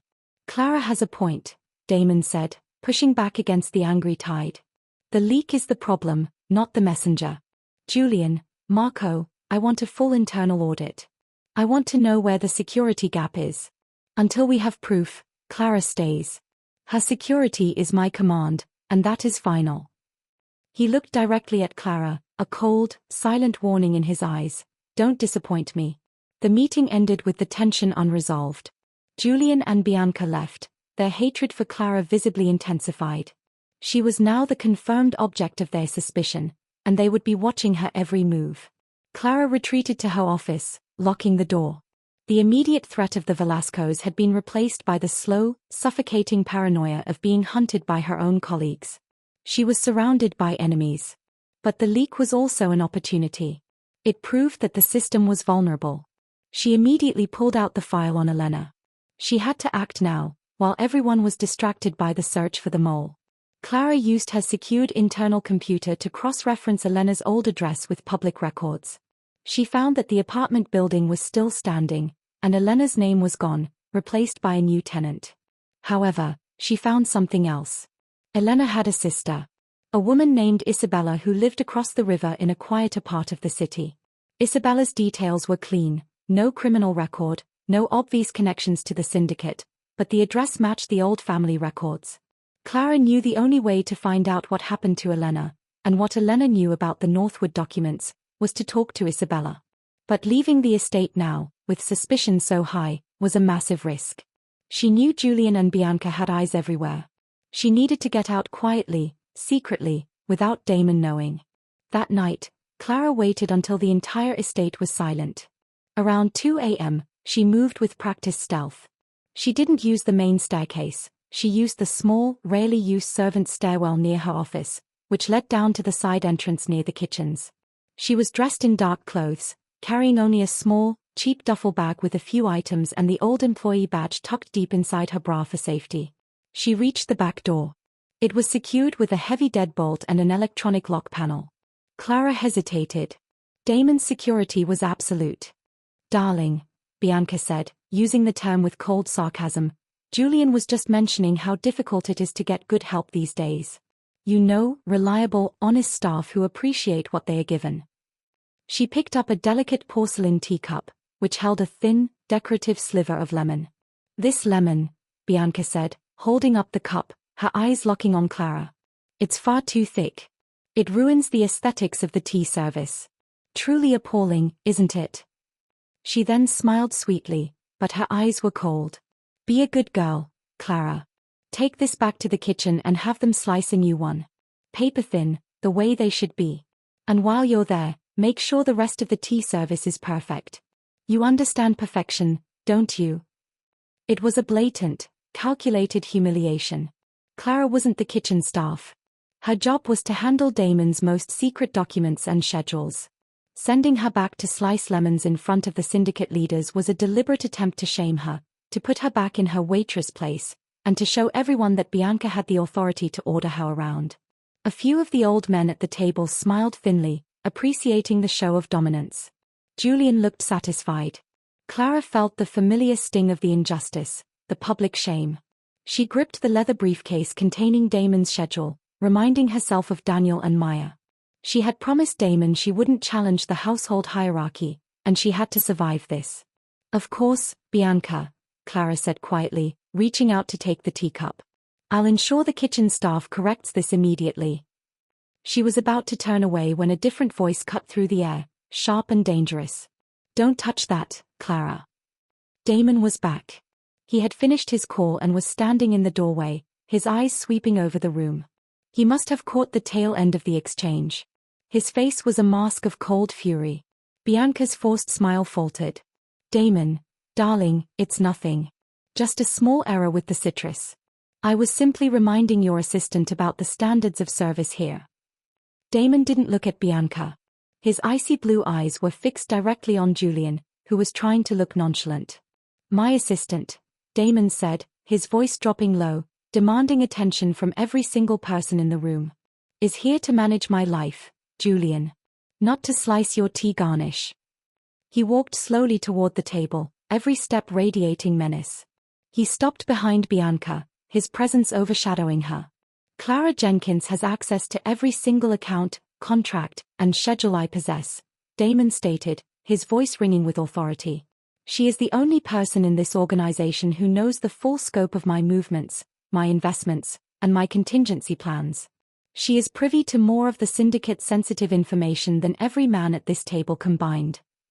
He then looked at Bianca, his eyes utterly cold. "Clara is not kitchen staff. She is not a maid. She is not an errand runner. She is an extension of my command. To waste her time on lemons is not only childish, Bianca, it is grossly inefficient." He leaned down slightly, his voice a low, terrifying growl that only Bianca could hear. "Do not undermine my authority in front of my counsel again. It makes us both look weak." He straightened up and then did something Clara, and the entire room, found absolutely shocking. Damon reached out, took the teacup from Bianca's stunned hand, and handed it back to Clara. He then took Clara's hand, placing the teacup into her grasp. It was a clear, public gesture of connection and protection. "Clara," Damon said, his tone softening only for her. "I apologize for the distraction. You are dismissed from the brunch. Please return to your office and focus on the Northwood files. That is your priority." He was excusing her from the tension and, more importantly, publicly reaffirming that her most important duty was working on the historical files, the cover for her secret mission. Clara simply nodded, her cheeks burning, not with shame this time, but with the shock of being so fiercely defended. "Yes, Damon. I'll get right to it." She turned and left the room, clutching the teacup, the symbol of her humiliation, and the schedule book, the symbol of her power. The moment the door closed behind her, the entire atmosphere in the dining room erupted in hushed, tense conversation. Damon's defense was unexpected, and it created an immediate, deep rift. Julian, who had enjoyed Bianca's subtle attack, was furious. Damon had not only protected Clara, he had humiliated Julian and Bianca publicly by framing the humiliation as a threat to his own power. Bianca was left speechless and shaking, her carefully constructed facade shattered. Damon had shown the entire council that his engagement to her might be political, but his protection of Clara was personal, non-negotiable, and absolute. Clara returned to her office, locking the door behind her. She placed the teacup on her desk, staring at it for a long moment before she calmly carried it to the small kitchen in her office and washed it. She understood the political game now. Damon hadn't defended her out of kindness. He had defended his property. He had spent considerable resources, money, reputation, violence, to secure her. Bianca's attempt to undermine Clara was an attempt to undermine Damon's authority, and that was something he could never allow. But the protection, regardless of the motive, was real. It was a lifeline. It confirmed that as long as she was useful and loyal to him, he would not let anyone touch her. Clara sat at her desk, pulling out the Northwood files. She reached for the safe and retrieved the old employee badge of Elena. She had been looking for a way to research Elena without Damon knowing. But now, she realized, she didn't have to be quite so subtle. Her access was virtually unlimited, and Damon had just publicly stated that her work on the files was her highest priority. Clara took a deep breath. She reached for her computer and opened the confidential syndicate employee database, something Ms. Hayes had been very careful not to let her have full access to. Now, she had the confidence to demand it. She typed an internal message to Ms. Hayes. "Need full administrative access to historical personnel files for Northwood due diligence. Damon's direct order. Priority Alpha." In less than 5 minutes, Ms. Hayes, terrified of defying Damon's priority Alpha and risking his wrath, sent Clara the password. Clara typed in Elena's name, the cleaning lady who worked at the office 10 years ago. The files loaded immediately. The details were sparse, but horrifying. Elena had been fired abruptly, not for incompetence, but for misconduct. The termination memo, dated 3 weeks after Daniel went missing, was signed by Julian Thorne, the very man who hated Clara now. Under misconduct, the memo simply read, "Attempted unauthorized extraction of classified material."